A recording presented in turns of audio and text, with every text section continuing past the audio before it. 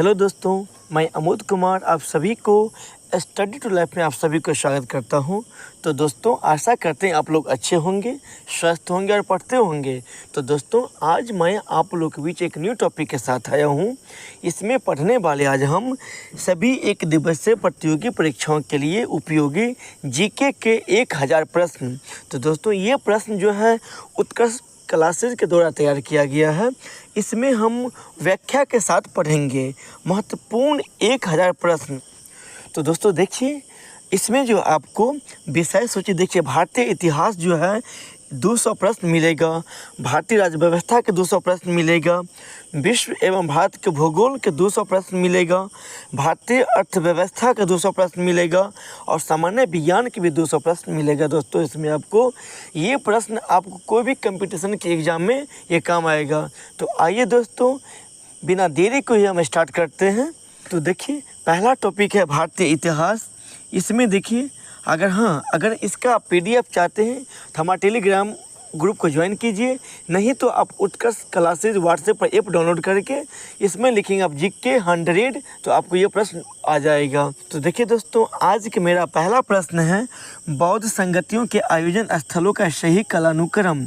आप देखिए, इस प्रश्न का जो उत्तर हो जाएगा डी, क्योंकि पहला बौद्ध संगति राजगीर, दूसरा वैशाली, तीसरा पाटलिपुत्र और तीसरा कुंडलवन कश्मीर हुआ।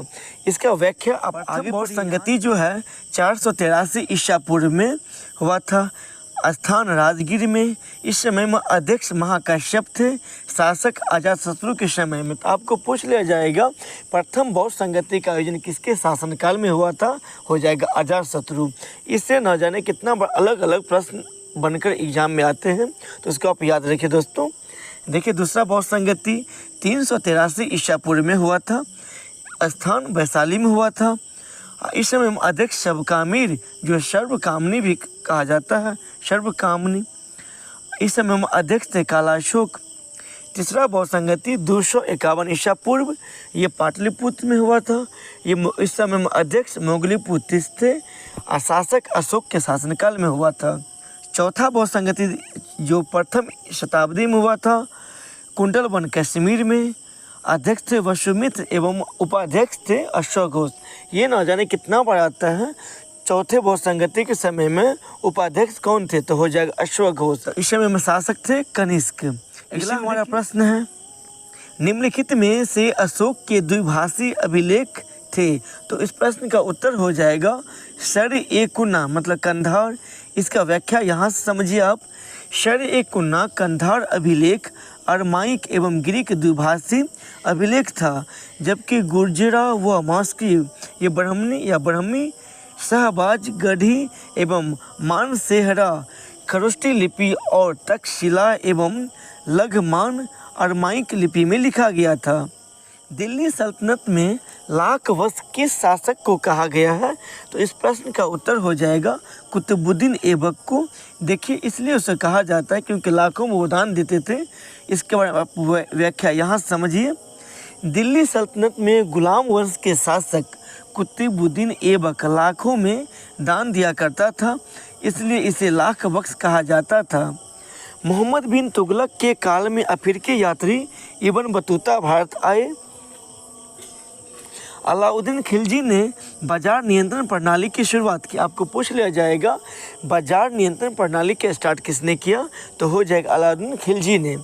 सिकंदर लोदी ने आगरा शहर की स्थापना की। ये भी प्रश्न बहुत भीवी है, ना जाने कितना बार पूछा है। आगरा शहर की स्थापना किसने किया, हो जाएगा सिकंदर लोदी। इसी में देखिए, यदि मैं अपने एक गुलाम को भी पालकी में बैठा दूं तो मेरे आदेश पर मेरे सभी सरदार उसे कंधों पर बैठा कर ले जाएंगे। यह कथन किस शासक का है? आप देखिए, इस प्रश्न का जो उत्तर हो जाएगा सिकंदर लोदी। इसी के बारे में उसका व्याख्या आप यहाँ से पढ़िए।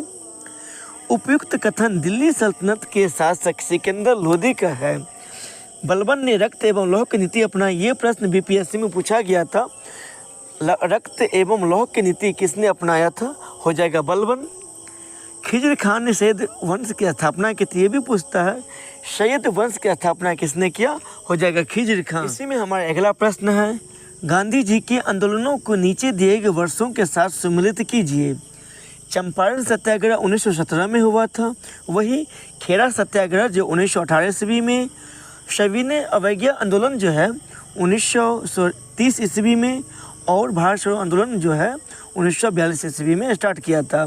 तो इस प्रकार इस प्रश्न का उत्तर हो जाएगा सी। इसके बारे में आप व्याख्या यहाँ से समझिए। देखिए, राष्ट्रीय स्वतंत्रता संग्राम में गांधी जी के आंदोलनों को क्रम निम्नलिखित है। चंपारण सत्याग्रह 1917 में हुआ था, खेड़ा सत्याग्रह 1918 में, सविनय अवज्ञा आंदोलन 1930 ईस्वी में, भारत छोड़ो आंदोलन 1942 ईस्वी में हुआ था। इसी में हमारा अगला प्रश्न है, भारत में मुस्लिम राज्य का संस्थापक माना जाता है किसे? हो जाएगा इस प्रश्न का उत्तर मोहम्मद गौरी। के बारे में आप व्याख्या यहाँ से समझिए। भारत में मुस्लिम राज्य का संस्थापक मोहम्मद गौरी को माना जाता है। इसने 1175 ईस्वी से 1206 ईस्वी तक भारत पर कई आक्रमण किए तथा दिल्ली में मुस्लिम शासन की आधारशिला रखी। जहीरुद्दीन बाबर 1526 से 1530 ईस्वी को आए। भारत में उन्होंने मुगल वंश के संस्थापक भी माना जाता है। तो आपको पूछ लिया जाएगा भी प्रथम पानीपत के युद्ध किसके साथ हुआ था? बाबर और इब्राहिम लोदी के बीच हुआ था। बाबर ने मुगल साम्राज्य की स्थापना किया था। इसके बाद उसका बेटा हुमायूं आता है।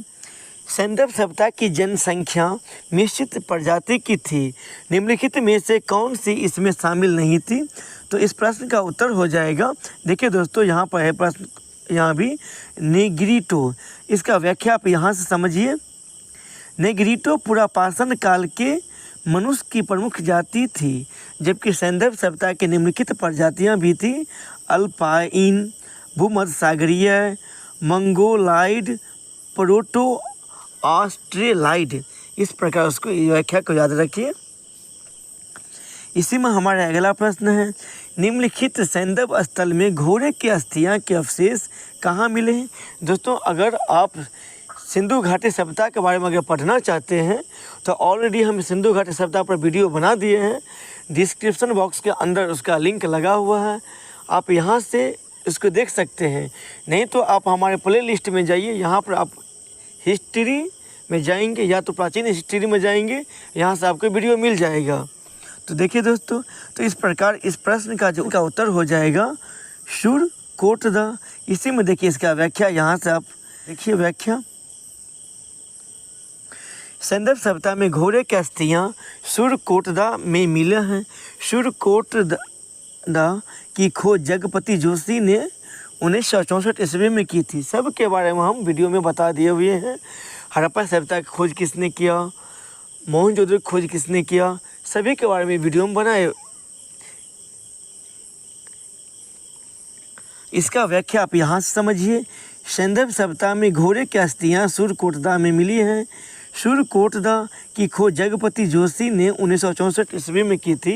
यहाँ से भी प्रश्न बन सकता है, आपको पूछ लिया जाएगा सुरकोटदा की खोज किसने किया? तो जगपति जोशी। कितना ईस्वी में? तो 1964 ईस्वी में।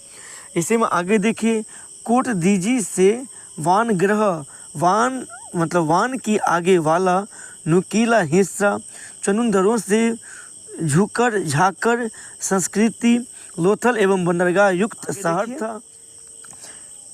बुद्ध के जीवन से संबंधित बौद्ध धर्म के प्रतीकों को सम्मिलित कीजिए। तो ये प्रश्न देखिए दोस्तों, यहाँ से आपको हम मिलाते हैं। देखिए, जन्म था, जन्म जो है हो जाएगा कमल, वही गृह त्याग हो जाएगा घोड़ा, ज्ञान बोध वृक्ष जो पीपल जो बिहार में हुआ था गया जिला में, मृत्यु हो जाए स्तूप। इसके बारे में व्याख्या आप यहाँ समझिए। बुद्ध जीवन से संबंधित बौद्ध धर्म के प्रतीक निम्नलिखित हैं। जन्म हो गया जन्म कमल, गृह त्याग घोड़ा, ज्ञान की प्राप्ति हो गया था बोधि वृक्ष, निर्वाण प्राप्ति पद चिन्ह, मृत्यु हो गया स्तूप। आप अगर बौद्ध धर्म के बारे में विस्तार से जानना चाहते हैं तो आप हमारे YouTube चैनल को ये प्ले लिस्ट में जाकर आप एंसेंट हिस्ट्री के खोजेंगे, आपको यहाँ से मिल जाएगा बौद्ध धर्म, शैव धर्म के बारे में, जैन धर्म के बारे में। निम्नलिखित कथनों पर विचार कीजिए। जैन धर्म में तप एवं अहिंसा पर विशेष बल दिया गया है। जैन धर्म का महत्वपूर्ण ग्रंथ कल्पसूत्र संस्कृत में लिखा गया था। तो इस प्रकार इस प्रश्न का हो जाएगा ए और दोनों क्या ये सही है। उसका व्याख्या का आप यहाँ समझिए। जैन धर्म में तप यानी शरीर को कष्ट देकर संलेखना पद्धति से प्राण त्यागना एवं अहिंसा अर्थात हत्या न करना पर बल दिया है। इसमें कृषि एवं युद्ध में भाग लेने पर प्रतिबंध लगाया गया है। जैन धर्म का महत्वपूर्ण ग्रंथ कल्पसूत्र लिखा गया है। वही भगवती सूत्र बौद्ध धर्म का महत्वपूर्ण ग्रंथ है। इसी में देखिए आप आगे, गुप्त वंश के किस शासक ने सर्वप्रथम महाराजाधिराज की उपाधि धारण की? तो हो जाएगा चंद्रगुप्त प्रथम। इसके बाद व्याख्या आप यहाँ समझिए। गुप्त शासक चंद्रगुप्त प्रथम ने महाराजाधिराज की उपाधि धारण की थी। श्रीगुप्त गुप्त वंश के संस्थापक थे।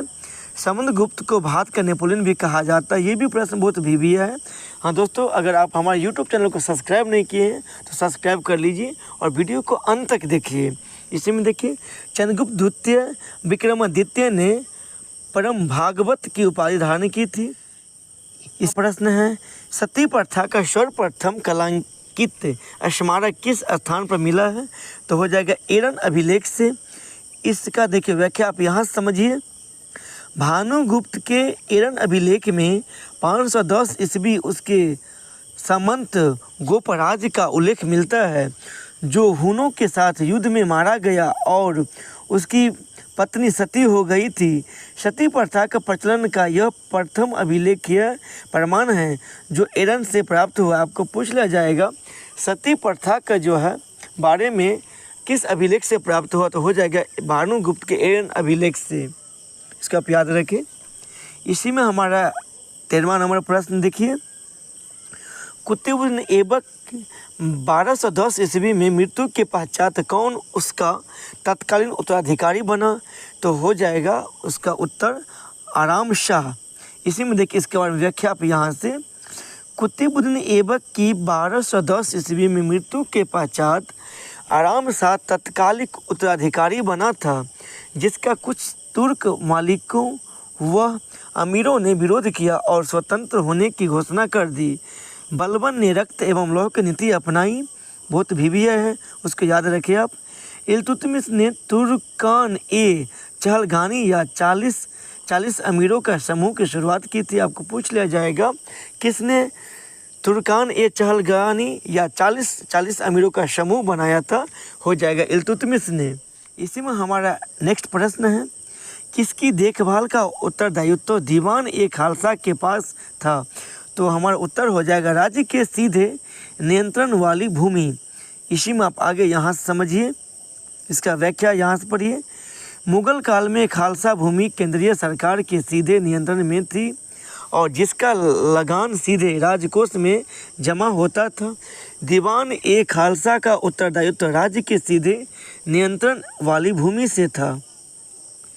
इसी में हमारा अगला प्रश्न है, अपनी किस विजय के स्मरण स्वरूप अकबर ने फतेहपुर सीकरी में बुलंद दरवाज़ा बनवाया था? तो उत्तर हो जाएगा यहाँ पे गुजरात विजय के उपलक्ष्य में। इसका व्याख्या यहाँ से पढ़े आप समझिए।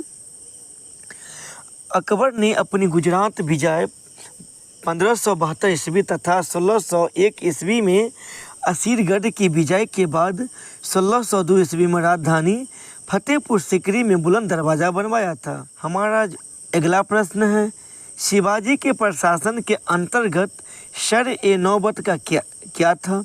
उत्तर हो जाएगा हमारा पैदल सेना अधिकारी को शर-ए-नौबत कहा जाता था। इसका व्याख्या यहाँ समझिए आप।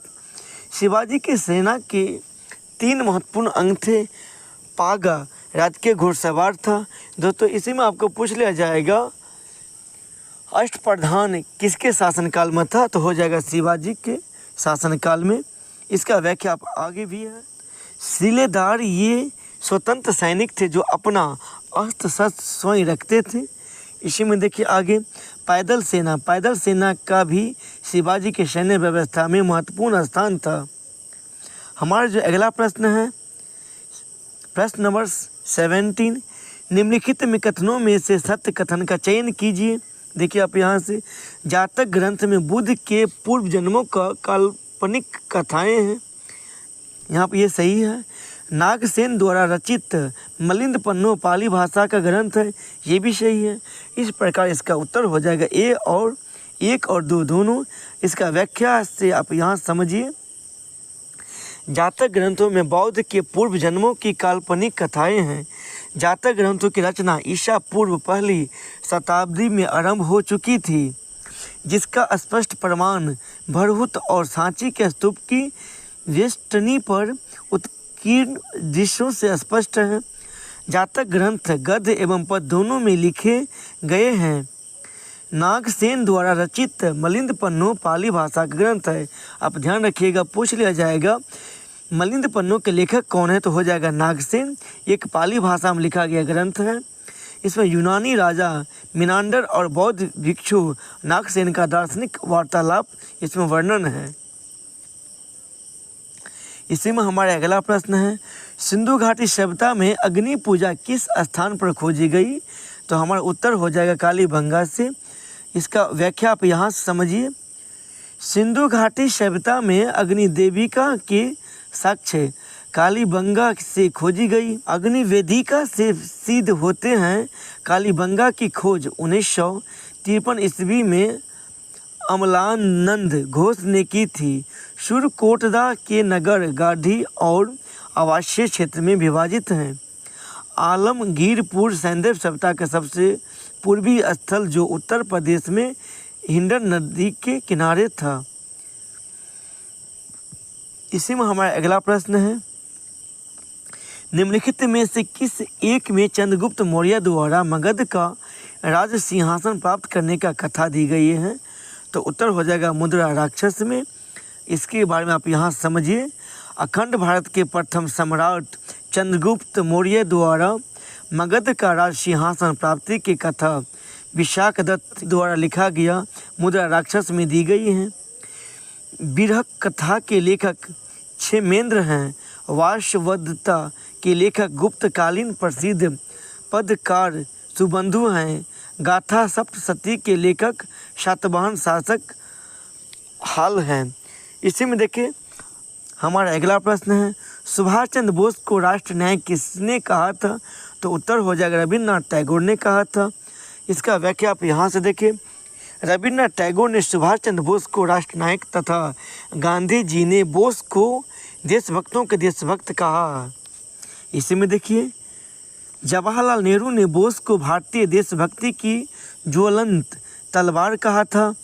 सुभाष चंद्र बोस काबुल से ओरलैंडो मासोट्टा नामक इटालियन नामक से पासपोर्ट लेकर रूस गए थे। उन्होंने मलेशिया में आह्वान करते हुए कहा, तुम मुझे खून दो मैं तुम्हें आज़ादी दूंगी। तो ये भी प्रश्न न जाने कितना बार आता है। सुभाष चंद्र बोस ने कहाँ से कहा तुम मुझे खून दो मैं तुम्हें आज़ादी दूंगी, तो हो जाएगा ये मलेशिया से कहा था। दीवाने मुस्तखराज किससे संबंधित था, तो हमारा उत्तर हो जाएगा भू राजस्व विभाग से वो संबंधित था। इसके बारे में व्याख्या आप यहाँ से देखिए, दिल्ली सल्तनत में अलाउद्दीन खिलजी ने दीवाने मुस्तखराज की स्थापना की थी, जो भू राजस्व विभाग से संबंधित था। भूमि कर की पर्याप्त एवं पूर्ण वसूली के लिए इस विभाग का सृजन किया गया था। इसी में हमारा अगला प्रश्न है जो 22 नंबर प्रश्न है। देखिए यहाँ से, निम्नलिखित में टोडरमल की भू राजस्व व्यवस्था किससे संबंधित थी, तो हमारा उत्तर हो जाएगा ये जब्ती, कहीं कहीं लिखा रहता है, यहाँ पर जब्ती व्यवस्था है। देखिए इसका व्याख्या यहाँ समझिए, अकबर के शासनकाल के 24वें वर्ष में टोडरमल ने भू राजस्व बंदोबस्त की जब्ती प्रणाली को लागू किया था। यह प्रणाली बिहार, इलाहाबाद, मालवा, अवध, आगरा, दिल्ली, लाहौर तथा मुल्तान में लागू था। वही इसी में देखिए, जब्ती से विकसित होकर 1580 में आईने दहसाला व्यवस्था लागू की गई, जिसे टोडरमल बंदोबस्त भी कहा जाता है। इसी में हमारा अगला प्रश्न है, सुरक्षा का पाठ सिद्धांत किससे संबंधित है, तो हमारा उत्तर हो जाएगा भारतीय राष्ट्रीय कांग्रेस से। आपको बता दें दोस्त, भारतीय राष्ट्रीय कांग्रेस की स्थापना 28 दिसंबर 1885 ईस्वी को किया गया था। इसके बारे में व्याख्या आप यहाँ समझिए। देखिए, A.O. हुम द्वारा 1885 में भारतीय राष्ट्रीय कांग्रेस की स्थापना मुंबई में स्थापित भारतीय राष्ट्रीय कांग्रेस को 1916 में यंग इंडिया में प्रकाशित अपने लेख में गर्मपंथी नेता लाला लाजपत राय ने सुरक्षा कपाट की संज्ञा दी थी। इसी में जो हमारा अगला प्रश्न है, सांप्रदायिक चुनाव प्रक्रिया कब प्रारंभ किया गया? तो हमारा उत्तर हो जाएगा 1909 ईस्वी में जो है सांप्रदायिक चुनाव प्रक्रिया का प्रारंभ किया गया था। इसकी व्याख्या आप यहाँ समझिए। 1909 के अधिनियम में मार्लो मिंटो सुधार के तहत मुसलमानों के लिए पृथक प्रतिनिधित्व अथवा सांप्रदायिक निर्वाचन की व्यवस्था आरंभ की गई। इन सुधारों ने भारत के भावी विभाजन के बीच बो दिए थे। इसी में जो हमारा अगला प्रश्न 25 नंबर प्रश्न है, गंगा एवं यमुना नदियों का सर्वप्रथम उल्लेख कहाँ मिलता है? तो हमारा उत्तर हो जाएगा ऋग्वेद में। दोस्तों, इससे पहले हम वैदिक काल से समेत वीडियो बना दिए हैं। अगर आप नहीं देखे हैं तो हमारे यूट्यूब चैनल को प्ले लिस्ट में जाकर आप हिस्ट्री को खोल के प्ले लिस्ट में लगा हुआ है, इसको ओपन कीजिएगा, आपको यहाँ से वीडियो मिल जाएगा। तो दोस्तों, हमारा इस प्रश्न का जो उत्तर हो जाएगा ऋग्वेद में हो जाएगा। इसके व्याख्या आप यहाँ समझिए। यहाँ देखिए, गंगा एवं यमुना नदियों का उल्लेख सर्वप्रथम ऋग्वेद में मिलता है, परंतु ऋग्वेद में इस नदी के युग्म का उल्लेख और महत्व दोनों कम थे। कालांतर में इन्हें प्रसिद्धि मिली है। ऋग्वेद में सबसे अधिक पवित्र नदी जो है सरस्वती नदी को माना गया है। इसी में हमारा अगला प्रश्न है, जैन मत में संथरा से तात्पर्य क्या है? तो हमारा उत्तर हो जाएगा, यहाँ देखिए, उपवास द्वारा प्राण त्यागने का एक अनुष्ठान था। इसी में इसके बारे में व्याख्या आप यहाँ समझिए। जैन मत में संथारा से तात्पर्य उपवास द्वारा प्राण त्यागने का एक अनुष्ठान, इसे सलेखना पद्धति भी कहते हैं।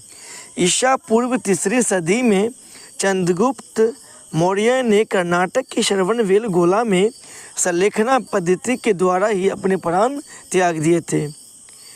इसी में हमारा अगला प्रश्न है, निम्नलिखित में से प्रतित्य समुत्पाद का सिद्धांत किससे संबंधित है?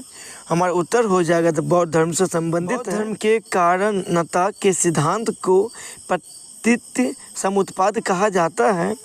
इसका उल्लेख दूसरे आर्य सत्य में है। इसमें दुख के कारण एवं दुख निरोध की चर्चा की गई है। प्रतित्य समुत्पाद का शाब्दिक अर्थ किसी वस्तु के होने पर किसी अन्य वस्तु की उत्पत्ति है। अशोक ने गया जिले में बराबर की पहाड़ी पर किसके लिए गुफाएं खुदवाई थी? तो हमारा उत्तर हो जाएगा आजीवक के लिए। इसका व्याख्या आप यहाँ से देखिए।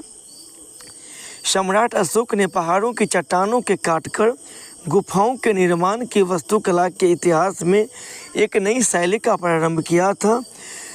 गया में बराबर की पहाड़ी में आजीवक संप्रदाय के लिए करण चौपड़, सुदामा व विष झोपड़ी नामक गुफाओं का निर्माण करवाया था।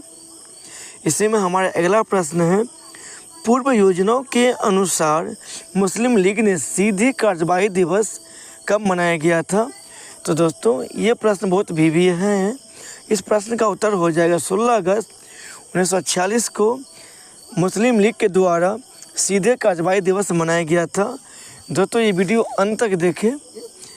पृथक मुस्लिम राष्ट्र की मांग को लेकर मुस्लिम लीग ने सीधे कार्यवाही दिवस 16 अगस्त 1946 को मनाया गया।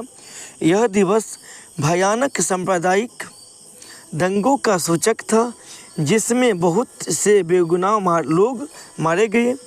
इसी में हमारा अगला प्रश्न है, भारतीय राष्ट्रीय कांग्रेस के प्रथम मुस्लिम अध्यक्ष कौन थे? तो इस प्रश्न का उत्तर हो जाएगा बदरुद्दीन तैयब जी थे।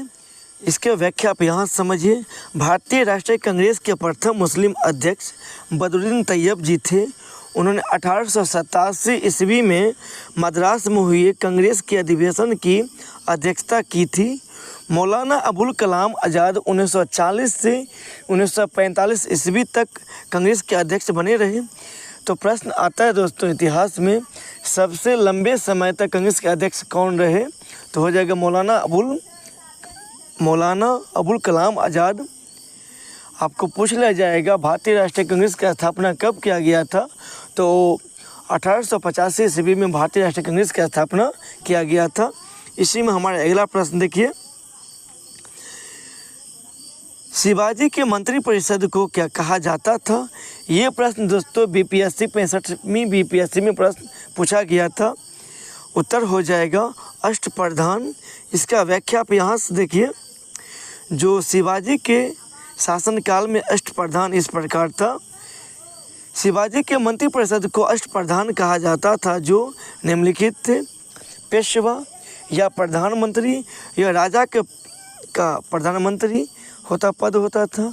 अमात्य या मजूमदार वित्त एवं राजस्व मंत्री होता था। वाक्यान्विश ये राजा के दैनिक कार्यों तथा दरबार के प्रतिदिन के कार्यों का मंत्री थे। इसी में देखिए आगे, शुरू निवेश ये राजकीय पत्र व्यवहार का कार्य देखता था। सुमंत विदेश मंत्री हुआ करता था। शर ए नौबत ये सेनापति व सैन्य कार्य के अधिकारी था। पंडित राव ये विद्वानों और धार्मिक कार्यों से संबंधित था। और 8वां में है न्यायाधीश, ये राजा के बाद मुख्य न्यायाधीश होता था। इस प्रकार ये टोटल 8 जो हैं जो शिवाजी के शासनकाल में ये अष्टप्रधान के रूप में वो जाने जाते थे। इसी में हमारा अगला प्रश्न है, सैंधव सभ्यता का पुरातात्विक स्थल जो भारत की सीमा के अंतर्गत हड़प्पा संस्कृति के सबसे उत्तरी छोर को चिन्हित करता है, वह किस नदी पर स्थित है? हमारा उत्तर हो जाएगा चिनाब। इसका व्याख्या आप यहाँ समझिए, हड़प्पा सभ्यता का भारतीय सीमा में सर्वाधिक उत्तरी पुरा स्थल मांडा है, जो जम्मू कश्मीर में चिनाब नदी के दाएं तट पर स्थित है, जबकि दक्षिणी छोर दैमाबाद है, जो महाराष्ट्र के अहमदनगर में स्थित है। यह गोदावरी के सहायक परवरा नदी के तट पर स्थित है। हड़प्पा संस्कृति का सबसे पश्चिमी पुरा स्थल सुतका गेंडोर है, जो पाकिस्तान के बलूचिस्तान में है, और पूर्वी पुरा स्थल उत्तर प्रदेश के आलमगीरपुर में है, और उत्तर जो जम्मू कश्मीर मांडा है, और दक्षिण जो है दैमाबाद जो महाराष्ट्र के एरिया पड़ता है। इसी में देखिए आगे, भारतीय सीमा के बाहर हड़प्पा सभ्यता का सर्वाधिक उत्तरी छोर या उत्तल मंडीगांव एक सुतोट गई दोनों अफगानिस्तान में स्थित है। इसी में हमारा अगला प्रश्न है, मोहम्मद बिन तुगलक के अंतर्गत दीवान ए कोही किस विभाग की देखभाल करता है? तो हमारा उत्तर हो जाएगा, ये देखिए यहाँ से, कृषि के उन्नति के कार्य। इसका व्याख्या आप यहाँ समझिए, मोहम्मद बिन तुगलक के प्रशासन जन कल्याण के लिए सदैव तत्पर रहता था। उसने राजा की ओर से सीधी आर्थिक सहायता प्रदान कर कृषि योग्य भूमि बढ़ाने के लिए कृषि विभाग का निर्माण किया, जिसका नाम दीवान ए कोही था। इसी में हमारा अगला प्रश्न देखिए, जो प्रश्न 34 नंबर है, गांधी जी द्वारा भारत में चलाया गया प्रथम वास्तविक किसान सत्याग्रह कौन सा था? तो हमारा उत्तर हो जाए खेड़ा किसान सत्याग्रह। आपको बता दें दोस्तों, महात्मा गांधी जब दक्षिण अफ्रीका से 9 जनवरी 1915 को जब वापस आए, तो उसका पहला जो है बिहार में ही चंपारण सत्याग्रह स्टार्ट करता है ये। इसमें देखिए, लेकिन पूछ रहा है वास्तविक किसान सत्याग्रह कौन सा था? तो इस प्रश्न का उत्तर हो जाएगा खेड़ा। इसका व्याख्या आप यहाँ समझिए, खेड़ा किसान सत्याग्रह 1918 ईस्वी में गुजरात में कुनबी पाटीदार किसानों ने लगान की वसूली का विरोध किया। वल्लभ भाई पटेल व इंदुलाल याग्निक ने किसानों को लगान न देने का आग्रह किया था। लगान न देने का पहला नारा मोहनलाल पांडे ने दिया था। 22 मार्च 1918 ईस्वी को गांधी जी ने खेड़ा आकर बागडोर संभाली थी। हार्डीमन ने इसी गांधी जी द्वारा चलाया गया पहला वास्तविक सत्याग्रह था। तो पूछ लिया जाएगा आपको चंपारण सत्याग्रह कब हुआ था, तो 1917 में। और पहला जो है किसान सत्याग्रह जो 1918 ईस्वी में गुजरात में स्टार्ट करता है वो। इसी में हमारा अगला प्रश्न देखिए, फरवरी 1905 में इंडियन होम रूल सोसाइटी की स्थापना किसने की थी? तो इस प्रश्न का उत्तर हो जाएगा श्यामजी कृष्ण वर्मा। इसका व्याख्या आप यहाँ से देखिए, श्यामजी कृष्ण वर्मा ने भारत के लिए स्वशासन की प्राप्ति के उद्देश्य से लंदन में फरवरी 1905 को इंडियन होम रूल सोसाइटी की स्थापना की। इसी में आगे देखिए, श्यामजी कृष्ण वर्मा 1897 में लंदन में बस गए थे। उनके पास भारतीय क्रांतिकारियों का एक समूह था जिनमें वीडी सावरकर, लाला हरदयाल और मदन लाल ढींगरा प्रमुख थे। अगला प्रश्न है, निम्नलिखित में किस शासक ने या कौन शासक ने आगरा नगर की स्थापना किया या की थी? तो इस प्रश्न का उत्तर हो जाएगा सिकंदर लोदी। ये भी बहुत बीबीए प्रश्न है, ये ना जाने कितना बार जो कंपटीशन के एग्जाम में पूछ चुका है। इसका व्याख्या आप यहाँ समझिए, दिल्ली सल्तनत के लोदी वंश में बहलोल लोदी के बाद 1489 ईस्वी में सिकंदर लोदी गद्दी पर बैठा। उसने 1504 ईस्वी में आगरा नगर की स्थापना की थी। 1506 में आगरा को राजधानी बनाया। खिजर खां अलाउद्दीन खिलजी का पुत्र था, जिसके नाम पर अलाउद्दीन ने मेवाड़ का नाम खिजराबाद रखा था। इसी में देखिए हमारा अगला प्रश्न है, किस मुगल सम्राट ने दीवान ए वजीरात ए कुल नाम से नए पद का गठन किया था? तो इस प्रश्न का उत्तर हो जाएगा अकबर। इसका व्याख्या आप यहाँ समझिए, मुगल बादशाह अकबर के शासनकाल के 8वें वर्ष में वकील से वित्तीय अधिकार लेकर दीवान ए वजीरात ए कुल नामक नए पदाधिकारिक पद का गठन किया। प्रथम बार मुजफ्फर खां को इस पद पर नियुक्त किया गया था। आपको दोस्तों पूछ लिया जाएगा मुगल वंश की स्थापना किसने किया था? तो हो जाएगा मोहम्मद बाबर ने, जो 1526 ईस्वी में मुगल वंश की स्थापना करता है। और मुगल वंश के अंतिम शासक बहादुर शाह जफर था। इसी में जो हमारा अगला प्रश्न है, 38 नंबर प्रश्न, 1857 के क्रांति में खान बहादुर खान की गतिविधियों को केंद्र कौन सा था? तो इस प्रश्न का उत्तर हो जाएगा बरेली। इसी में देखिए व्याख्या आप यहाँ समझिए, 1857 का विद्रोह 10 मई 1857 को मेरठ से प्रारंभ हुआ था। कानपुर में इसका नेतृत्व नाना साहब ने किया था। बरेली खान बहादुर खान की गतिविधियों का केंद्र था और लखनऊ में बेगम हजरत महल ने विद्रोह का नेतृत्व किया था। इसी में देखिए हमारा अगला प्रश्न है, उत्तर वैदिक काल में समाज के विभाजन का आधार क्या था? तो इस प्रश्न का जो उत्तर होगा वर्ण व्यवस्था। आप इसका व्याख्या आप यहाँ समझिए, उत्तर वैदिक काल में वर्ण व्यवस्था की समाज के विभाजन का प्रमुख आधार थी। इतरे ब्राह्मण में 4 वर्णों कर्तव्य का उल्लेख किया गया। चारों वर्ण के कर्तव्य में ब्राह्मण वर्ण के मुख्य कार्य पूजा पाठ तथा अध्यापन से था, जबकि क्षत्रिय वर्ण का मुख्य कार्य जो है शस्त्र द्वारा राज्य की रक्षा करना था। वैश्य का संबंध व्यापार वाणिज्य से था, जबकि शूद्र का कार्य उपयुक्त तीनों वर्णों की सेवा करना था। इसी में हमारा अगला प्रश्न देखिए, और आज के जो हम अंतिम प्रश्न हैं, निम्नलिखित में से जैन और बौद्ध धर्म ने किसे स्वीकार नहीं किया था? तो इस प्रश्न का उत्तर हो जाएगा अवतारवाद। इसका व्याख्या आप यहाँ समझिए, जैन और बौद्ध दोनों धर्मों ने वैदिक कर्मकांडों तथा वेदों की अपौरुषेयता का समान रूप से विरोध किया, जो कि अवतारवाद का प्रमुख रूप से समर्थन करते हैं। अहिंसा तथा सदाचार पर दोनों ने बल दिया तथा दोनों ही धर्म में कर्मवाद, पुनर्जन्म तथा मोक्ष में विश्वास करते थे।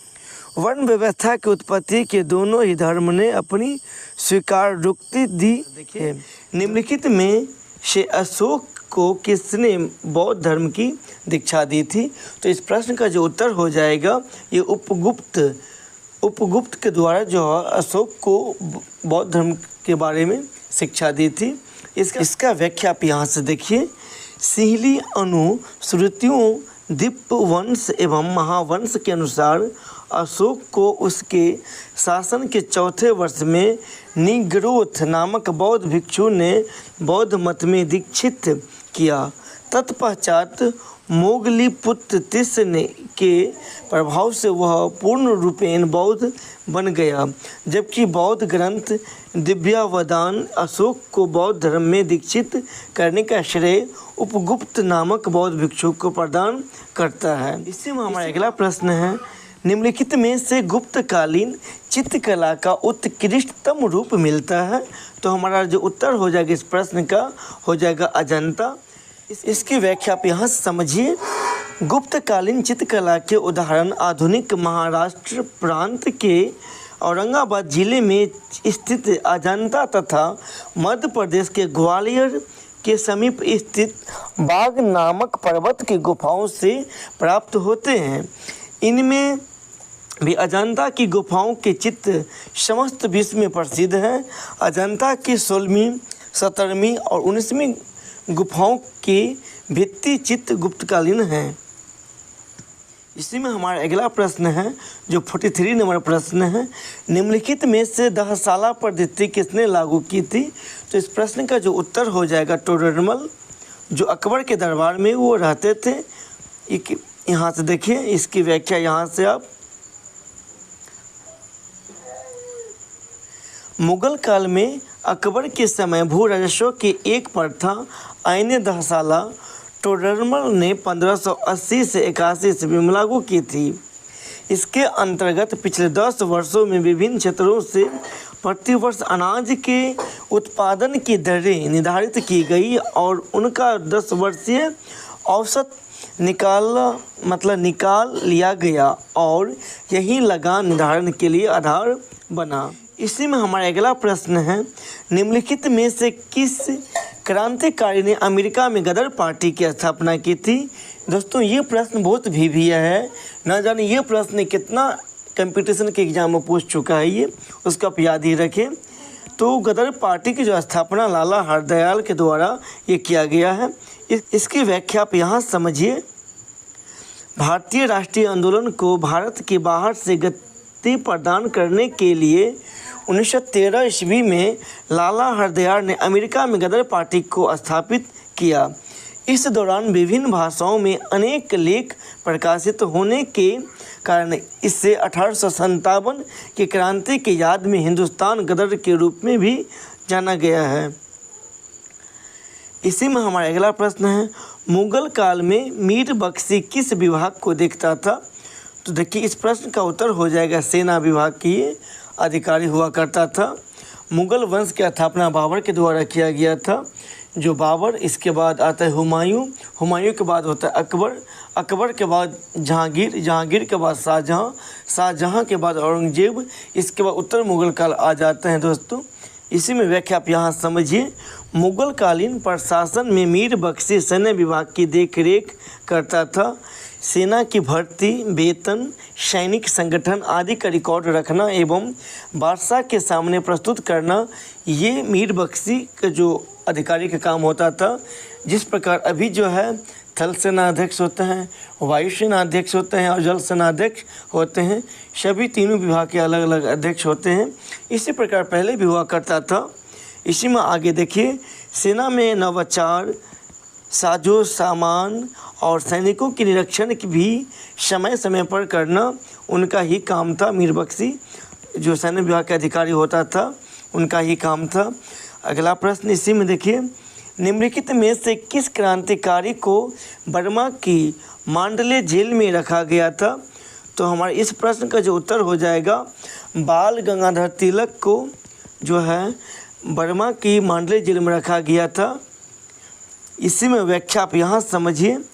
भारतीय राष्ट्रीय स्वतंत्रता संग्राम में ब्रिटिश सरकार ने बढ़ते प्रतिरोध को देखते हुए 21 जून 1908 ईस्वी को बाल गंगाधर तिलक को गिरफ्तार कर बर्मा के मांडले जेल में रखा, जिससे क्रांतिकारियों का मनोबल गिर जाए, परंतु ऐसा नहीं हुआ।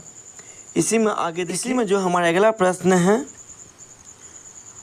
गुप्तकालीन 10वां अवतार मंदिर कहाँ स्थापित है? तो इस प्रश्न का उत्तर हो जाएगा देवगढ़ में स्थित है। इसकी व्याख्या आप यहाँ से समझिए। गुप्तकालीन 10वां अवतार मंदिर देवगढ़ में स्थित है, जो कि गुप्तकालीन मंदिर निर्माण की नगर शैली का उत्कृष्ट उदाहरण है। इस मंदिर में गुप्तकालीन मंदिरों की विशेषताएं जैसे शिखर युक्त मंदिर, गर्भगृह में मुख्य मूर्ति, मंडप में गंगा यमुना की भित्ति मूर्तियां आदि वर्णन किया गया है या बनाया गया है।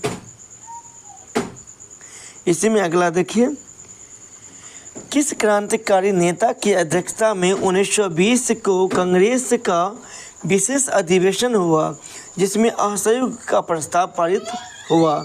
तो इस प्रश्न का उत्तर हो जाएगा लाला लाजपत राय। इसके व्याख्या आप यहाँ समझिए।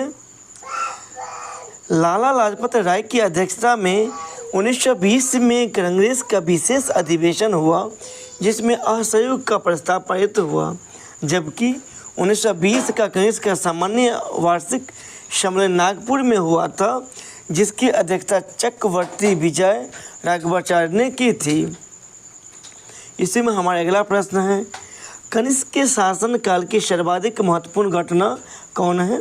तो इस प्रश्न का उत्तर हो जाएगा चतुर्थ बौद्ध संगति का आयोजन।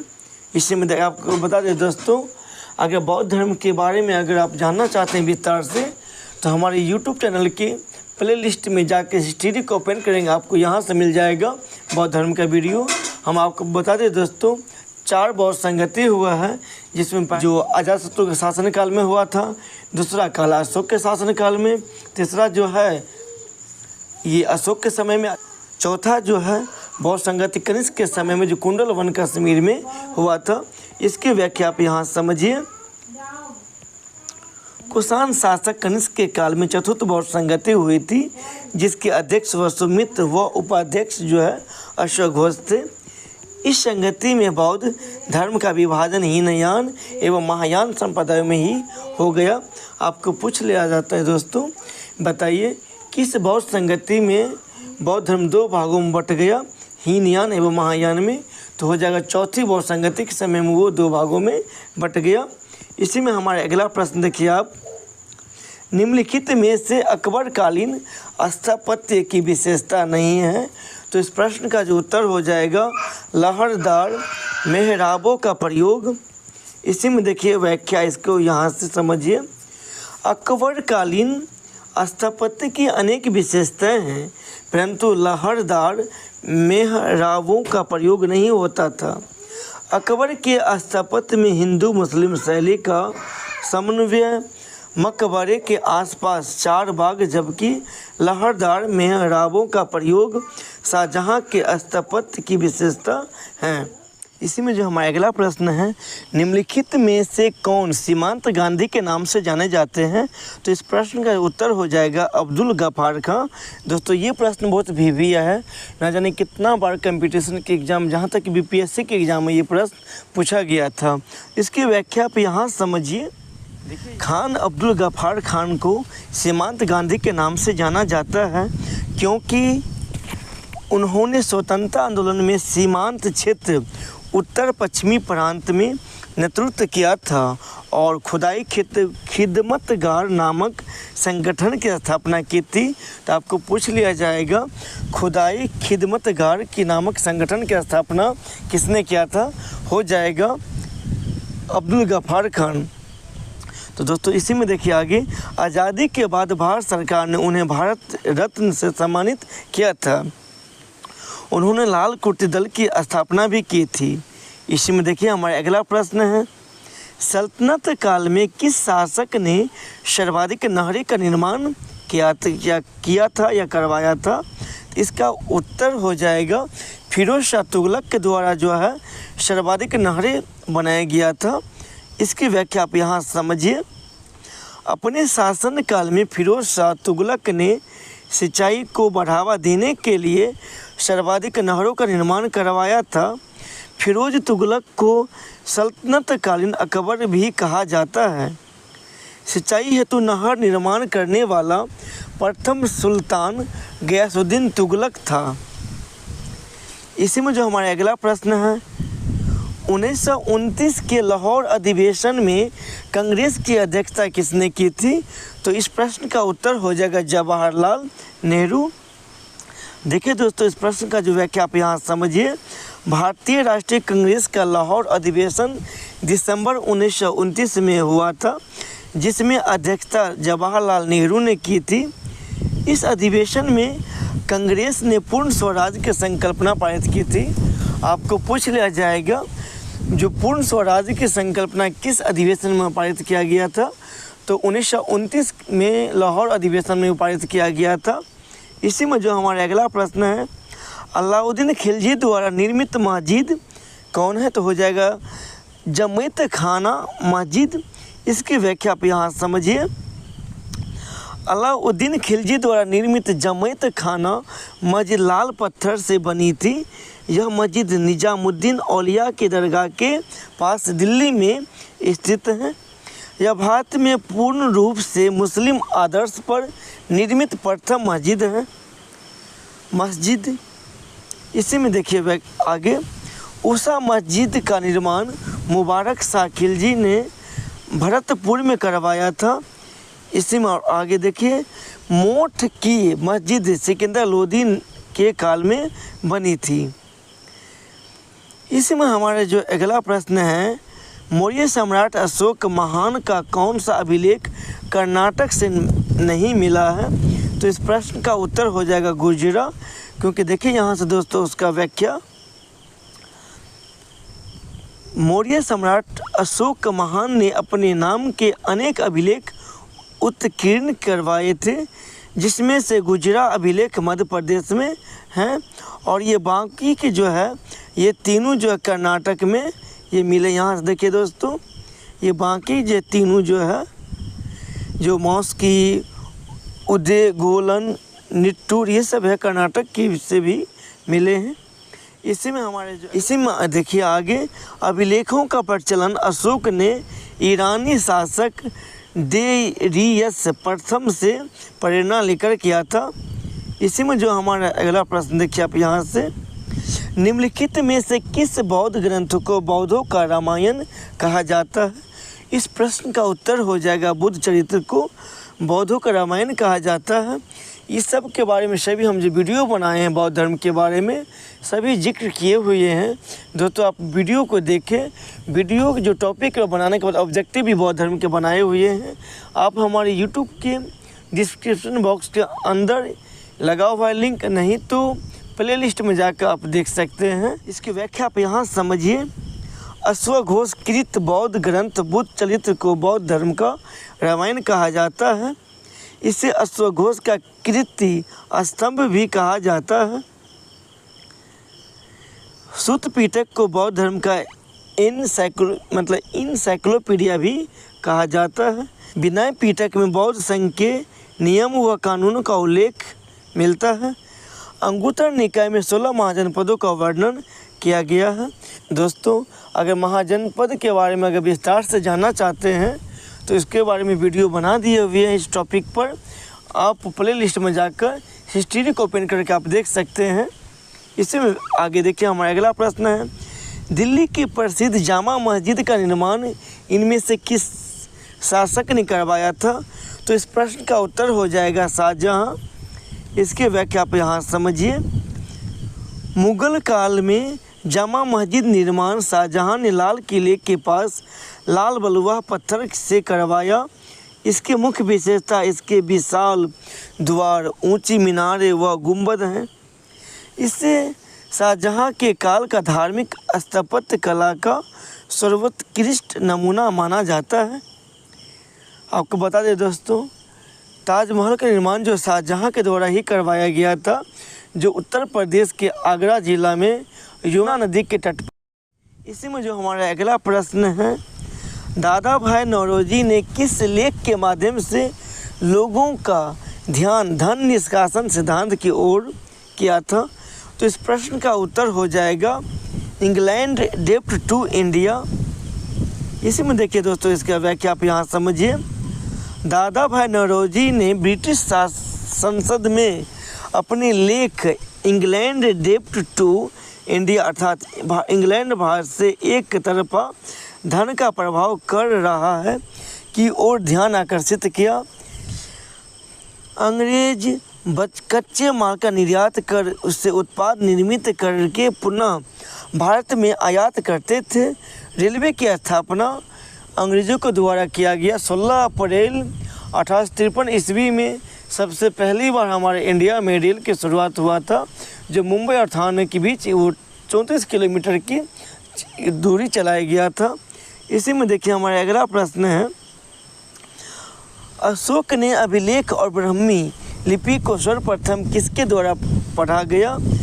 इसका उत्तर हो जाएगा जेम्स प्रिंसेप की व्याख्या आप यहाँ समझिए। अशोक महान के अभिलेखों को पढ़ने में सर्वप्रथम सफलता जेम्स प्रिंसेप को 1837 ईस्वी में मिली।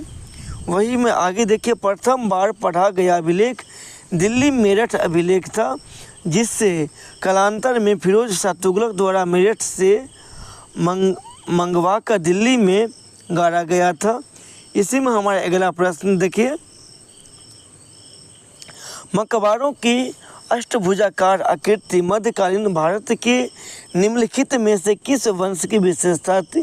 तो इस प्रश्न का उत्तर हो जाएगा लोधी वंश की। इसकी व्याख्या आप यहाँ समझिए। मकबरों की अष्टभुजाकार आकृति लोधी काल की वास्तुकला की विशेषता थी।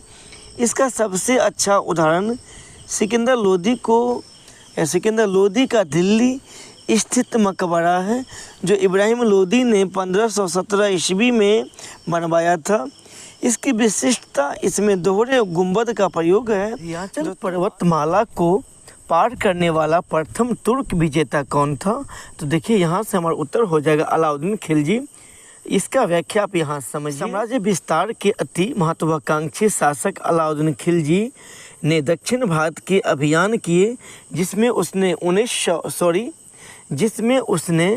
1296 ईस्वी में देवगिरी के राजा रामचंद्र के विरुद्ध सफलता प्राप्त की थी।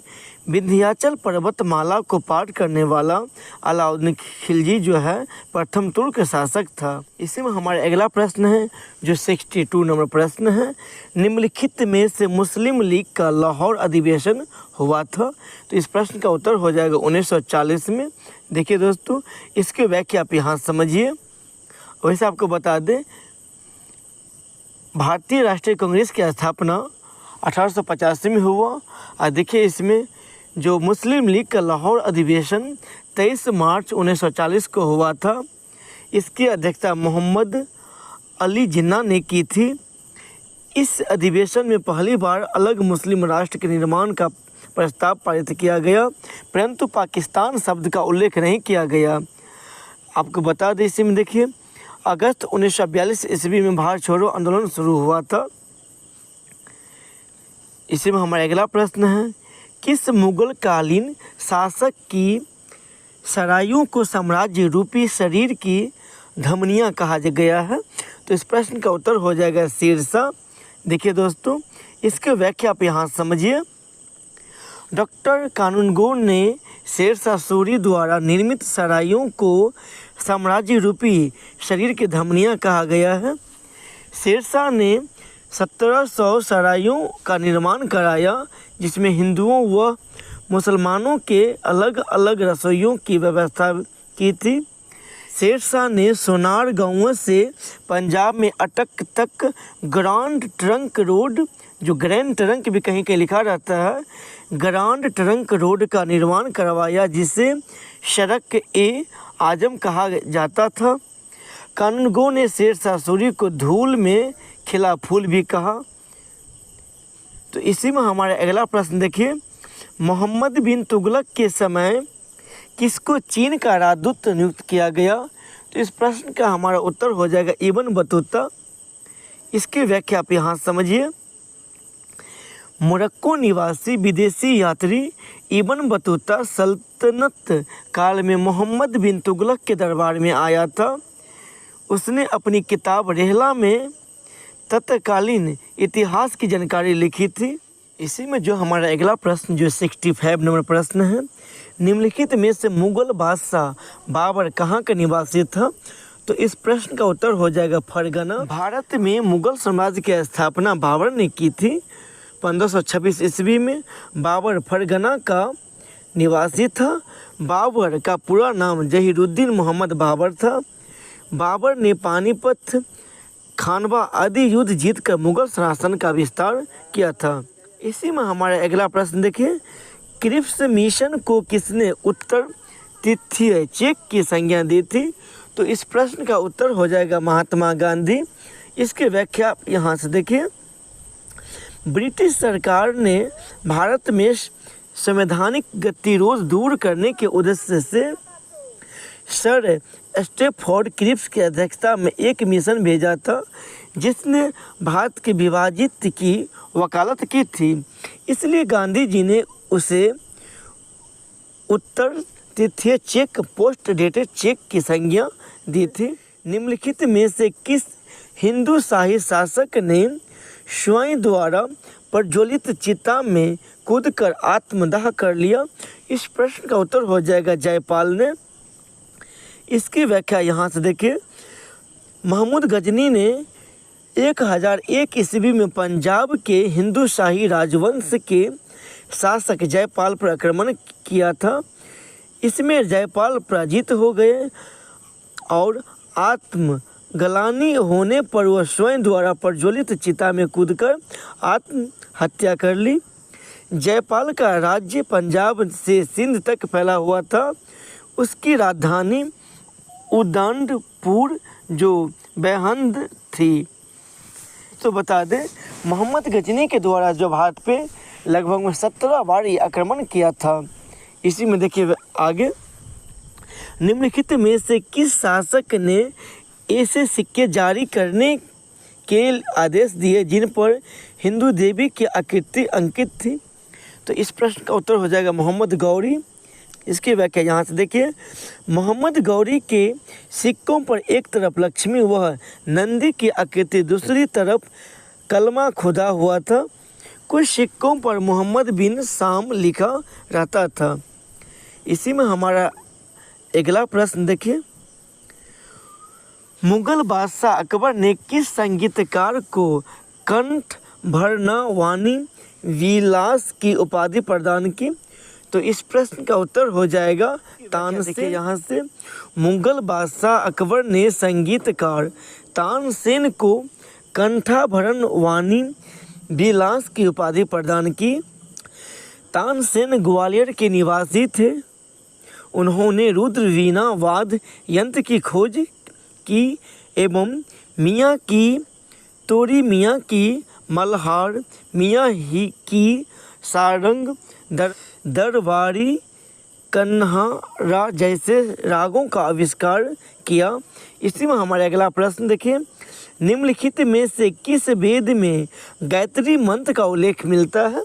तो आपको दोस्तों बता दें, ये ऋग्वेद में मिलता है, जो ओम भूर्भुवस्सुः तत्सवितुर्वरेण्यं भर्गो देवस्य धीमहि धियो यो न प्रचोदयात्।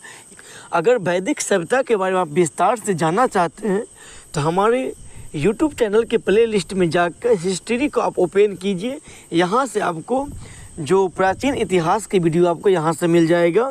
देखिए दोस्तों, इसी प्रश्न का विस्तार से व्याख्या यहाँ पर दिया हुआ है। सविता यानी कि सूर्य को समर्पित गायत्री मंत्र का उल्लेख ऋग्वेद के 3 मंडल में है। भूमि को माता अर्थवेद में कहा गया है। सोम पेय पदार्थ का देवता था, जिसका उल्लेख ऋग्वेद के 9वें मंडल में मिलता है। और ऋग्वेदिक नदी जो है सरस्वती नदी को पवित्र माना गया है। अगला प्रश्न देखिए। बंगाल के बाहर शेष भारत में स्वदेशी आंदोलन को फैलाने में किसकी मुख्य भूमिका रही है? तो इस प्रश्न का उत्तर हो जाएगा बाल गंगाधर तिलक। इसकी व्याख्या यहाँ समझिए। स्वदेशी आंदोलन आधिकारिक रूप से बंगाल का विभाजन 16 अक्टूबर 1905 को लागू हुआ। इस दिन को बंगाल में शोक दिवस के रूप में मनाया गया। आपको पूछ लिया जाएगा जो बंगाल में शोक दिवस के रूप में कब मनाया गया, तो 16 अक्टूबर 1905 ईस्वी को रविन्द्रनाथ टैगोर के सुझाव पर विभाजन दिवस के राखी बंधन दिवस के रूप में मनाया गया।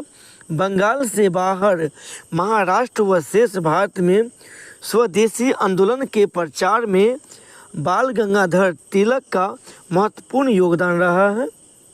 इसी में देखिए यहाँ से और आगे महात्मा गांधी ने लिखा कि भारत का वास्तविक जागरण बंगाल के विभाजन के उपरांत शुरू हुआ। इसी में हमारा नेक्स्ट प्रश्न है, गांधी जी ने किस आंदोलन के संदर्भ में कहा था कि अगर ये कार्यक्रम सफलतापूर्वक लागू हो जाए तो 1 वर्ष के भीतर स्वराज की प्राप्ति हो जाएगी? तो इस प्रश्न का उत्तर हो जाएगा असहयोग आंदोलन। इसकी व्याख्या यहाँ समझिए। असहयोग आंदोलन 1 अगस्त 1920 को शुरू हुआ। इसमें 2 प्रमुख कार्यक्रम चलाए गए। यहाँ से देखिए, पहला प्रमुख कार्यक्रम तो ये था रचनात्मक कार्यक्रम, हाथ से बुनाई एवं कताई को प्रोत्साहन देना, राष्ट्रीय स्कूल व कॉलेज की स्थापना, हिंदू मुस्लिम एकता बनाए रखना। और दूसरा नकारात्मक कार्यक्रम ये था सरकारी उपाधियों के सम्मानों को लौटाना, विदेशी वस्तुओं का बहिष्कार करना, सरकारी नौकरियों से इस्तीफा देना आदि। इसी में देखिए आगे, गांधी जी ने सितंबर 1921 में कहा कि अगर ये कार्यक्रम सफलतापूर्वक लागू हो जाए तो 1 वर्ष के भीतर स्वराज की प्राप्ति हो जाएगी। इसी में देखिए हमारा नेक्स्ट प्रश्न है, निम्नलिखित में से बौद्ध संघ में प्रवेश लेने वाली पहली महिला कौन थी? दोस्तों बता दें, ये बौद्ध धर्म में पहली महिला प्रवेश लेने वाली उसके मौसी प्रजापति गौतमी थी। आपको बता दें, अगर गौतम बुद्ध से संबंधित अगर विस्तार में जानना चाहते हैं तो हमारे YouTube चैनल के प्ले लिस्ट में जाकर आप एंसेंट हिस्ट्री नहीं तो आप हिस्ट्री को ओपन करेंगे। यहाँ से आपका वीडियो बौद्ध धर्म, जैन धर्म, शैव धर्म, इस सब के बारे में आपको टॉपिक पर वीडियो बना दिए हैं, आपको यहाँ से देख सकते हैं। देखिए दोस्तों, इसी में देखिए आगे इसकी व्याख्या यहाँ समझिए। गौतमी प्रजापति बौद्ध संघ में प्रवेश लेने वाली पहली महिला थी। यह महाराज सुद्धोधन की पत्नी और महात्मा बुद्ध की मौसी थी। यशोधरा गौतम बुद्ध की पत्नी थी। आम्रपाली वैशाली के नगरवधु थी। जो हमारा नेक्स्ट प्रश्न है, निम्नलिखित में से चंद्रगुप्त के दरबार के नवरत्न में शामिल नहीं था? देखिए दोस्तों यहाँ से, तो इस प्रश्न का जो उत्तर हो जाएगा चरक। चरक जो है जो चंद्रगुप्त के दरबार में नहीं था। इस प्रश्न का व्याख्या यहाँ समझिए। चंद्रगुप्त विक्रमादित्य के दरबार, या तो चंद्रगुप्त द्वितीय भी कह सकते हैं या चंद्रगुप्त विक्रमादित्य के दरबार के नवरत्न कालिदास, बेताल भट्ट, घट, करपर, शंकु, छपनक, वररुचि, अमर सिंह, धन्वंतरी एवं वरामिहिर, ये नवरत्न थे, चंद्रगुप्त द्वितीय के दरबार में रहते थे। और देखिए चरक जो है ये कनिष्क कुशासन का राजवैद्य था। कनिष्क के दरबार में वसुमित्र, अश्वघोष व नागा अर्जुन जैसे बौद्ध विद्वान रहते थे। आपको बता दें, चौथी बौद्ध संगति का आयोजन जो है कुषाण जो है वंश कनिष्क के समय में ही हुआ था, जिसका जो है अध्यक्ष वसुमित्र और उसका उपाध्यक्ष अश्वघोष थे। इसमें देखिए हमारा नेक्स्ट प्रश्न है, मौर्य शासक बिंदुसार के समय तक्षशिला का विद्रोह दबाने कि निम्नलिखित में से किस शासक को भेजा गया था? आपको बता दें दोस्तों, ये बिंदुसार का पुत्र था, ये अशोक, उसको जो है भेजा गया था। इसकी व्याख्या यहाँ से आप समझ लीजिए। मौर्य शासक बिंदुसार ने तक्षशिला का विद्रोह दबाने अशोक को भेजा था। अशोक उस समय अवंती का राज्यपाल था। अशोक विद्रोह दबाने में सफल हुआ। इससे प्रसन्न होकर बिंदुसार ने अशोक को अपना उत्तराधिकारी घोषित किया था। इसी में देखिए हमारा नेक्स्ट प्रश्न है, निम्नलिखित में से किस गुप्त शासक ने हुनों को पराजित किया था? तो इस प्रश्न का उत्तर हो जाएगा स्कंदगुप्त। इस प्रश्न का व्याख्या आप यहाँ समझिए। गुप्त कालीन शासक स्कंदगुप्त ने हुनों को पराजित किया था। हुन मध्य एशिया की एक खानवा-दोस्त जनजाति की थी। आपको खानवा-दोस्त के बारे में बता दें, एक घुमंतु जाति होता है ये। इसका फिक्स स्थान कहीं नहीं होता है। एक महीना के लिए कोई आज इस शहर में तो कल कहीं और शहर में या कोई ग्रामीण एरिया में, ये हमेशा घूमते ही रहते हैं। इसका फिक्स मतलब अस्थायी स्थान आवास नहीं होते हैं। देखिए स्कंदगुप्त का कार्यकाल जो है 455 ईस्वी से 467 ईस्वी तक था। आपको बता दें जो कुमार गुप्त जो है गुप्त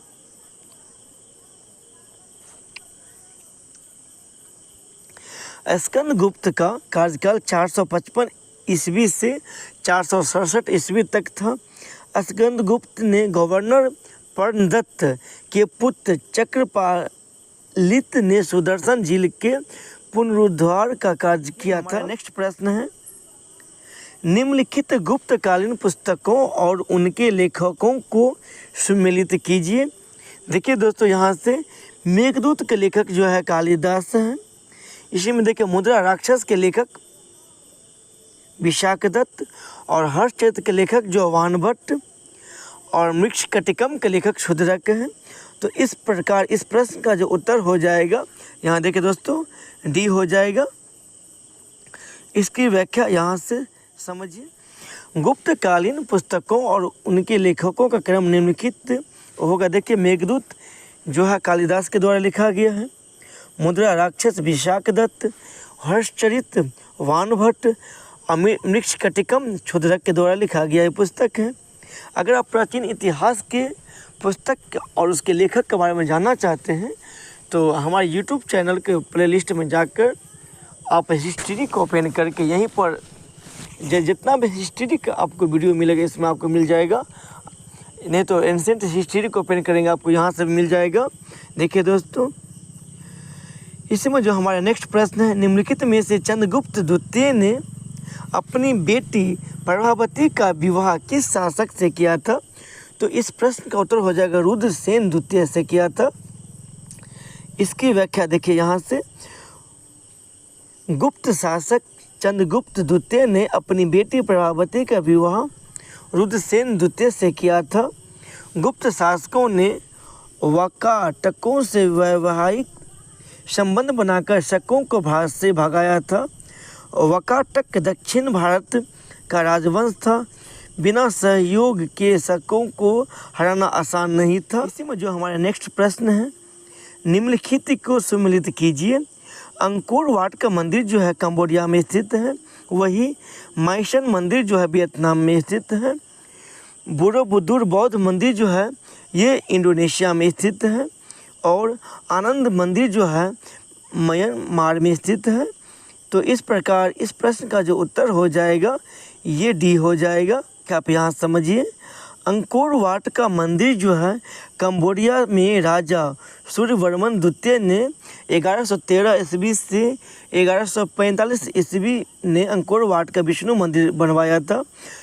आपको पूछ लिया जाएगा अंकोर वाट का मंदिर किस भगवान को समर्पित है, तो हो जाएगा विष्णु भगवान के समर्पित है ये। यह मेकांग नदी के किनारे 1125 ईस्वी में बना था। इसमें चोल व खमेर वस्तुओं शैली का प्रयोग देखने को मिलती है। इसी में देखिए आगे माइशन मंदिर जो है चंपा जो आनम आधुनिक वियतनाम है।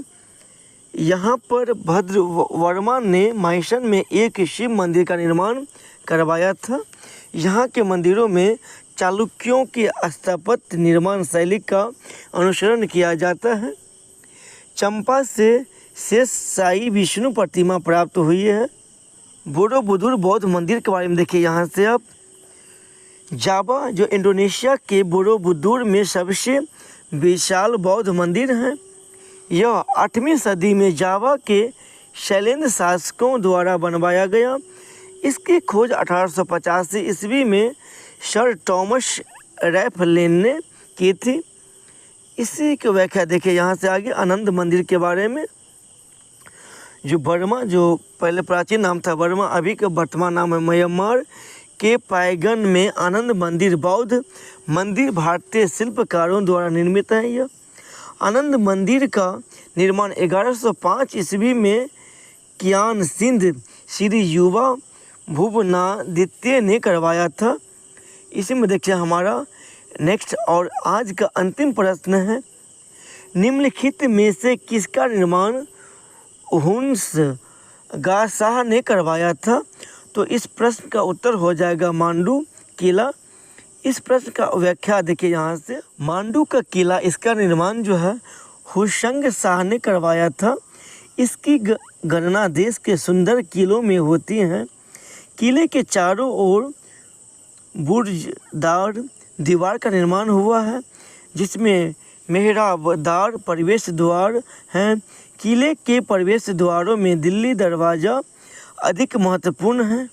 जहाज महल यह मांडू में स्थित है। इसका निर्माण मालवा के महमूद प्रथम ने करवाया था। अदीना मस्जिद के बारे में, यह मस्जिद पाटन गुजरात में स्थित है। इसका निर्माण 1300 ईस्वी में हुआ था। इसके निर्माण में अनेक सुसज्जित खंभों का प्रयोग हुआ है। भारत में सर्वप्रथम दोहरे गुंबद का प्रयोग किस मकबरे में हुआ? तो इस प्रश्न का हमारा उत्तर हो जाएगा हुमायूं का मकबरा। देखिए दोस्तों, इस प्रश्न का व्याख्या यहाँ से है। दोहरे गुंबद का प्रयोग भारत में सर्वप्रथम हुमायूं के मकबरे में हुआ था। इसका निर्माण 1565 ईस्वी में हुमायूं की विधवा बेगम हाजी बेगम ने शुरू करवाया। मुगल काल में सर्वप्रथम चारबाग पद्धति का प्रयोग हुमायूं के मकबरे में किया गया। ये प्रश्न बहुत भी आए हैं, आपको पूछ लिया जाएगा। चारबाग पद्धति का प्रयोग सबसे पहले किस में किया गया? तो हुमायूं के मकबरे में किया गया। ताजमहल का पूर्वगामी माना जाता है इसे। देखिए दोस्तों आगे, इसी में जो हमारा 82 नंबर प्रश्न है, निम्नलिखित में से किस शासक के समय ब्राह्मणों से भी जजिया कर वसूल किया गया था? तो इस प्रश्न का उत्तर हो जाएगा फिरोज तुगलक के शासनकाल में। इस प्रश्न का व्याख्या यहाँ समझिए। फिरोज तुगलक ने अपनी धार्मिक सहिष्णुता ब्राह्मणों के साथ विशेष प्रावधान नहीं के तहत ब्राह्मणों पर भी जजिया कर लगाया था, क्योंकि जब मुसलमानों से जाकात धार्मिक कर वसूला जाता था तो ब्राह्मणों से क्यों नहीं की नीति का पालन किया गया। निम्नलिखित में से कौन सा मुगल काल में पेटीकोट सरकार या पर्दा सरकार का काल था? दोस्तों आपको बता दें, जब अकबर जो राजा बनता है इस समय में ये छोटा ही था, तो इसलिए इसको 2.5 माह जो है ये पर्दा के बीच, मतलब 2.5 माह शासन चलाता है। इसलिए इस समय के जो काल को है पर्दा सरकार या तो पेटीकोट कहा गया है। तो आपको अकबर के शासनकाल याद होना चाहिए।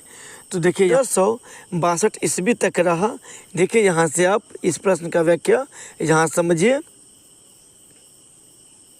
मुगल काल में पेटीकोट सरकार 1560 से 62 ईस्वी तक चली थी, क्योंकि अकबर जब छोटा था और बैरम खां के संरक्षण में मुगल शासन चल रहा था। इस समय अकबर की 2.5 माह माहम अनगा और जीजी अनगा ने पर्दे के पीछे शासन की बागडोर संभाल रखी थी, इसलिए इसे पेटीकोट शासन या पर्दा सरकार के भी नाम से जाना जाता है। तो इस प्रकार इस प्रश्न का जो उत्तर हो जाएगा ये हो जाएगा 1560 से लेकर 62। इसी में जो हमारा देखिए अगला प्रश्न है, निम्नलिखित कथनों पर विचार कीजिए। तो देखिए हमारा पहला कथन है, अशोक ने कलिंग को मौर्य साम्राज्य में जोड़ लिया था। दूसरा हमारा देखिए कारण है, कलिंग दक्षिण भारत को आने वाले स्थलीय एवं समुद्री मार्गों को नियंत्रित करता था। तो इस प्रश्न का जो हमारा उत्तर हो जाएगा, ये ए और दो दोनों सही है और बी जो है ए का सही स्पष्टीकरण है। मतलब ये जो है कलिंग दक्षिण भारत को आने वाले स्थलीय एवं समुद्री मार्गों के नियंत्रित करता था। ये जो है एक सही व्याख्या दिया हुआ है यहाँ पे, इसलिए इस प्रश्न का उत्तर हो जाएगा ए। इसकी व्याख्या आप यहाँ समझिए। अशोक के 13वें शिलालेख से पता चलता है कि अशोक ने अपने राज्याभिषेक 269 ईसा पूर्व के 8वें वर्ष 261 ईसा पूर्व में कलिंग पर युद्ध करके कलिंग को मौर्य साम्राज्य में मिला लिया था। कलिंग वर्तमान ओडिशा के आसपास वाला क्षेत्र है। दक्षिण भारत को स्थलीय व बाहरी आक्रमणों से सुरक्षा प्रदान करता है। तो इस प्रकार उत्तर जो है उसका हम आपको पहले बता दिए हैं। इसी में देखिए हमारा नेक्स्ट प्रश्न है, बंगाल विभाजन रद्द करने तथा दिल्ली को राजधानी स्थानांतरित करने का सिफारिश किसने की थी? तो हमारा इस प्रश्न का उत्तर हो जाएगा अरुणडेल कमेटी ने। इस प्रश्न का व्याख्या देखिए यहाँ पे, बंगाल विभाजन रद्द करने तथा दिल्ली राजधानी स्थानांतरित करने का सिफारिश अरुणडेल कमेटी ने की थी। यह दोनों कार्य दिल्ली दरबार वर्ष जब 1911 के दौरान किए गए थे। आपको बता दें, जब जॉर्ज पंचम जो है आए थे 1911 ईस्वी में, दिल्ली दरबार लगा था। इस समय में ही हमारी जो इंडिया की राजधानी जो है कलकत्ता से दिल्ली स्थानांतरित किया गया था। तब से अभी तक है दिल्ली ही राजधानी है। इसी में जो हमारा अगला प्रश्न है, गजनी का वह शासक कौन था जो खलीफाओं से सुल्तान की उपाधि धारण कर सुल्तान कहलाने वाला प्रथम शासक बना? तो इस प्रश्न का उत्तर हो जाएगा महमूद गजनवी। आपको दोस्तों बता दें, महमूद गजनी जो है हमारे भारत पर 17 बार आक्रमण किए थे। इसकी व्याख्या देखिए यहाँ से,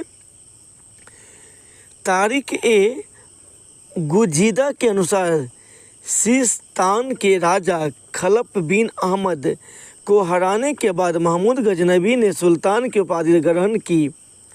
महमूद गजनवी इस्लामिक इतिहास में प्रथम मुस्लिम शासक था जिसने सुल्तान की उपाधि धारण की थी।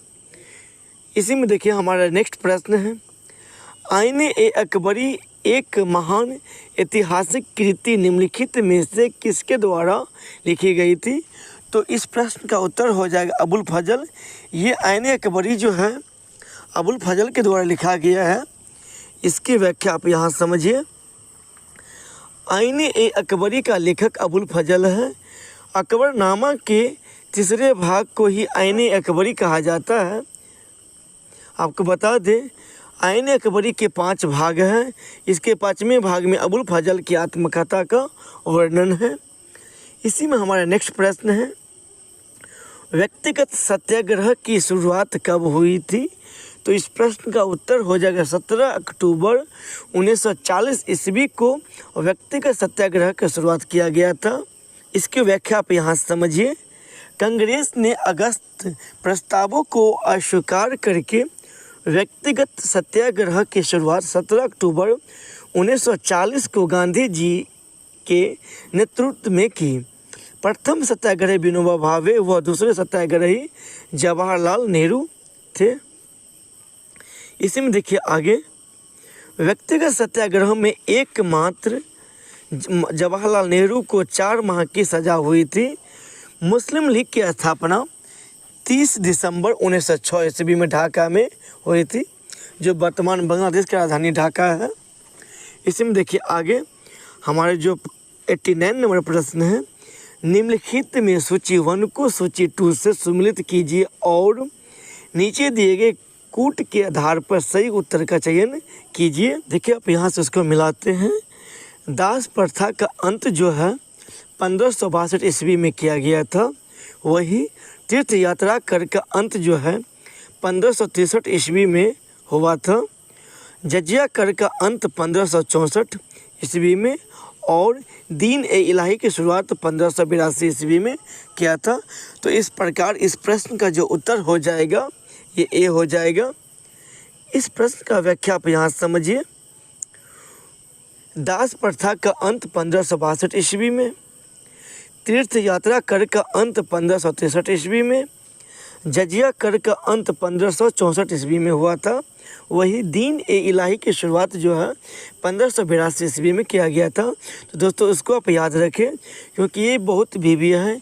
ये अलग अलग प्रश्न भी अलग अलग कंपटीशन के एग्जाम में पूछ लिए जाते हैं। इसी में जो हमारा नेक्स्ट प्रश्न है, सर थॉमस रो किस मुगल शासक के काल में ब्रिटेन के राजदूत के रूप में भारत आया था? अगर दोस्तों यूरोपियन कंपनी के बारे में विस्तार से जानना चाहते हैं तो आप हमारे यूट्यूब चैनल के प्लेलिस्ट में जाकर यूरोपीय कंपनी के जो हिस्ट्री में लगा हुआ है ये वीडियो आप यहाँ से देख सकते हैं। तो देखिए इसका उत्तर हो जाएगा जहांगीर के काल में वो आया था।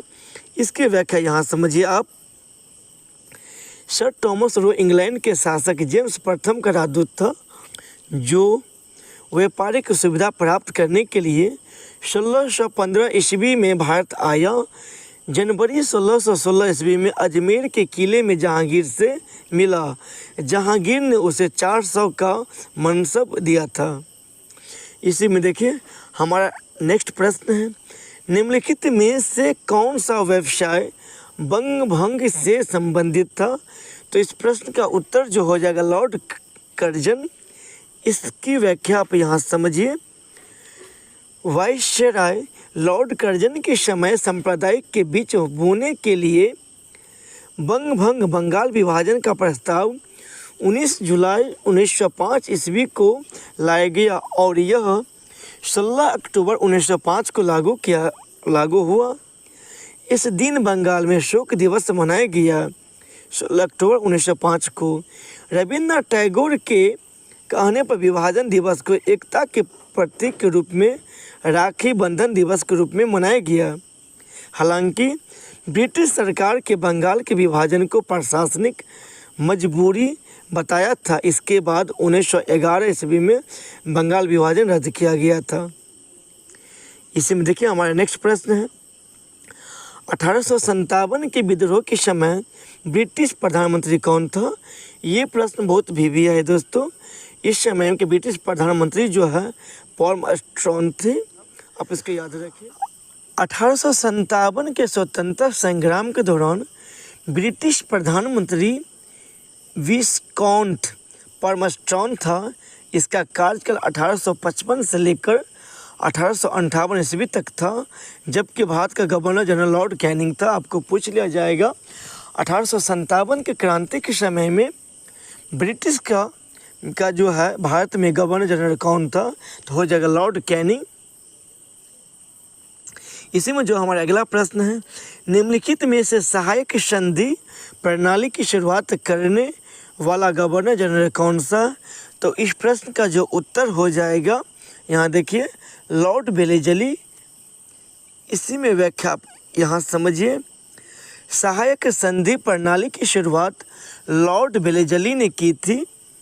इसके अंतर्गत देशी राज्यों को स्वयं के खर्चों पर एक ब्रिटिश सेना एवं दरबार में ब्रिटिश रेजिडेंट रखना था और उस राज्य की विदेश नीति ब्रिटिश सरकार के अधीन हो जाएगी तथा बदले में ब्रिटिश सरकार उस राज्य की सुरक्षा की गारंटी देते थे।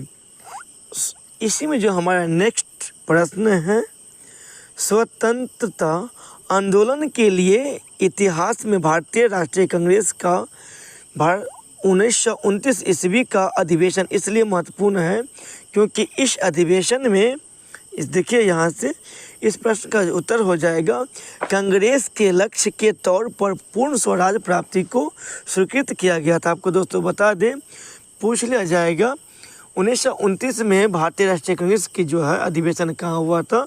तो लाहौर में हुआ था।